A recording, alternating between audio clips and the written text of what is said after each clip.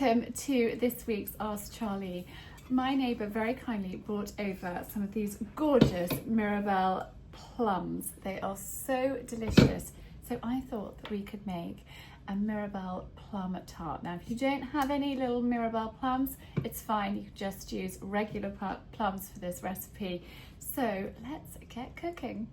The first thing we're going to do is make our pastry because it needs to chill in the fridge for at least 30 minutes. So 250 grams of plain flour. I'm popping it all in a large bowl and then I'm going to mix and make my pastry by hand. And I find it easier just in a really big bowl. And then 50 grams of caster sugar. And 125 grams of unsalted butter. Make sure that it's cold and comes straight out of the fridge. You don't want it to be softened. Now, I've washed my hands. I have taken my rings off and we are going to start mixing our pastry together. I might move us over, put the bowl in the kitchen sink so it's at the right height, or get a stool, but we'll just see how quickly this comes together. It's actually a beautiful warm day here, so I don't think this is going to take very long. Pastry made by hand is always the best, and you just want to rub it together like this until that butter is combined into the flour and you've got like fine breadcrumbs, sand like consistency. When you have got this consistency, you are ready to add in 1 egg yolk. So I'm just going to get as much of this off my hands as I possibly can. So crack an egg into a bowl, so you just have the yolk.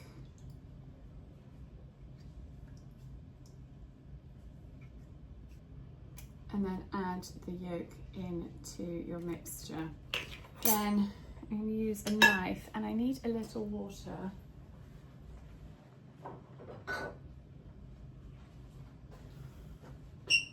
To add in a tablespoon of water to start. You can always add more in.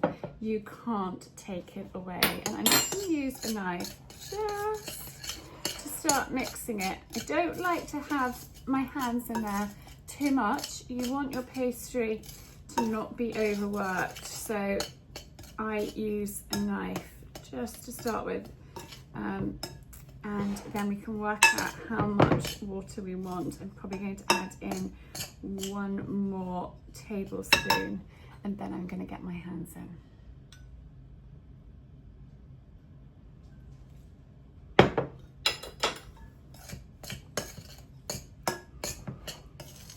Looking like that.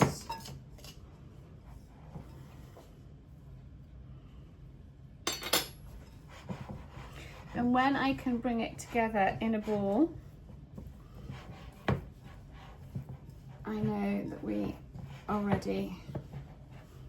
And look, I'm not squidging it, I'm literally just bringing it together.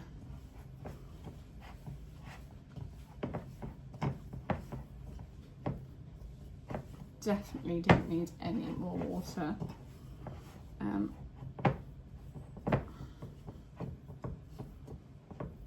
We are there. And that is how you want your pastry to be. I'm going to pop this in the fridge. I'm just going to cover it, pop it in the fridge and leave it there for at least 30 minutes. And in the meantime, a little bit of pastry blew out of the bowl and went in there. And in the meantime, we can get our plums prepped and ready. So now it's time to get our plums ready. I have washed them and we're just going to use a sharp serrated knife, cut them in half, twist them and just pick out that little stone. We don't want that. So a little bit of a fiddly job. Time to pop the radio on or listen to an audiobook or something like that while you are doing it. I'm not sure if I told you, I can't remember, but I've got 500 grams of my Mirabelle plums.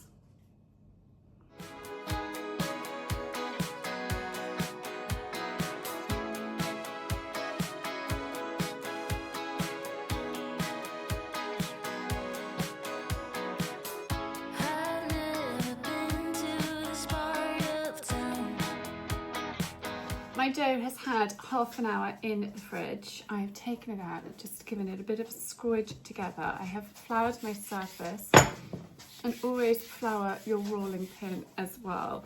We're just going to roll it out into a circle. I've got a 23 centimetre loose bottom tin waiting in the wings for me.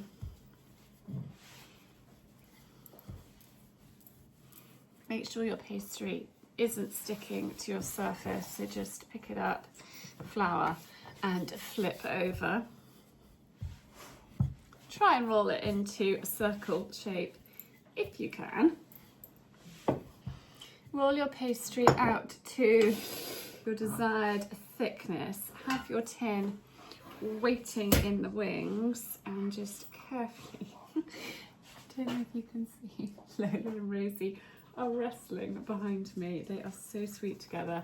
I flip it up onto my hand, pop my tin down, and then lift and lower like that. And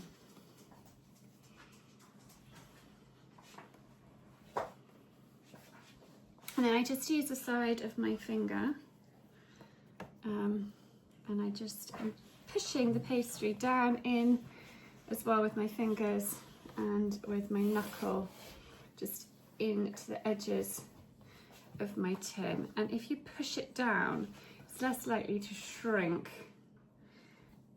back when it's in the oven. There we are. And then handy little knack just to roll off excess pastry,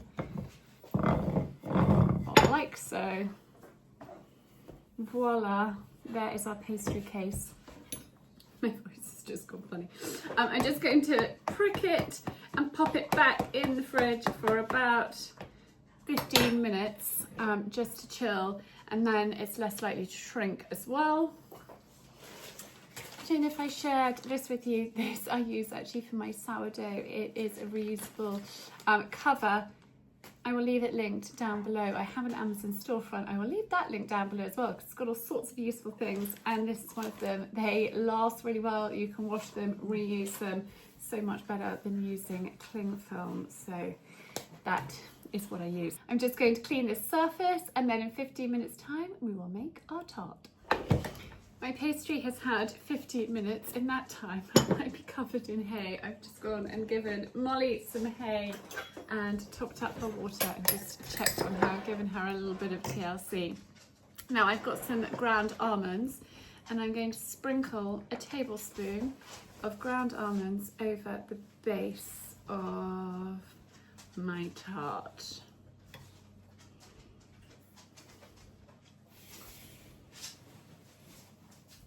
This helps avoid any soggy bottom sagas.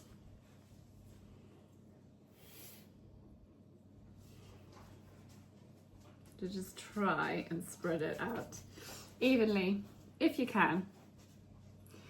There we are. Right, I have got my plums waiting in the wings, and so I'm just going to pop them flat side down, and we will start by going all the way around the edge. You can just throw them in, or you can arrange them neatly. I'm going for the neat option.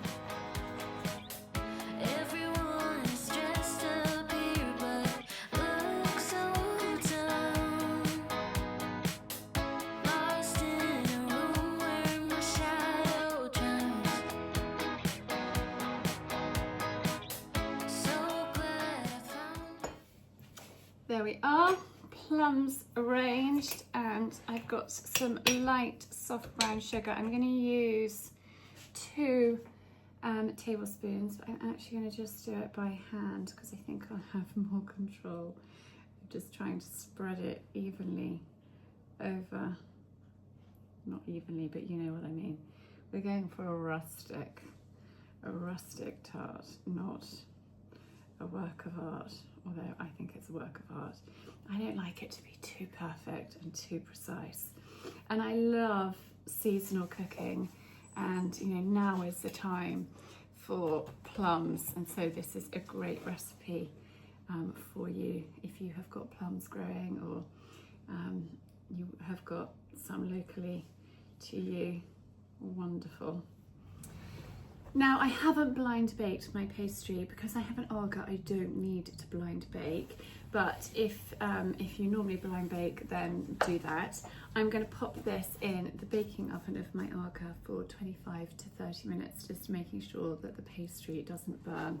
So in it goes. It's looking so good. Oh, yummy. I've got a little bit of honey. I'm just going to pop a little bit of glaze over the pastry. It's had about 25 minutes and it is looking really, really good.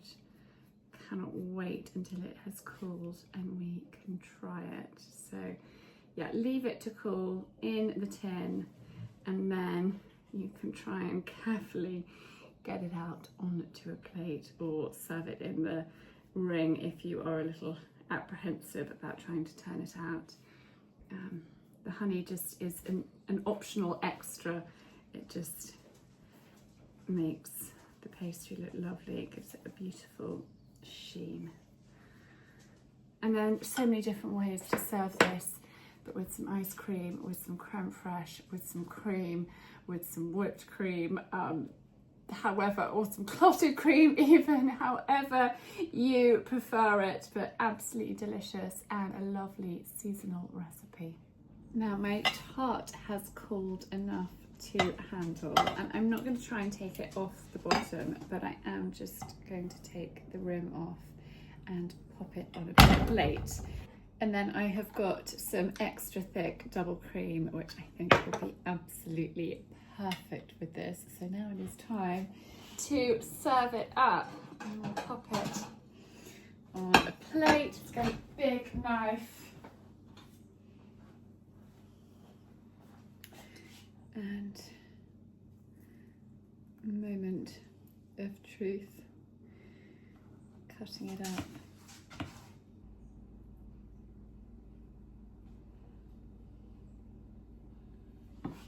There we are. So delicious, and with a good dollop of cream, there we are.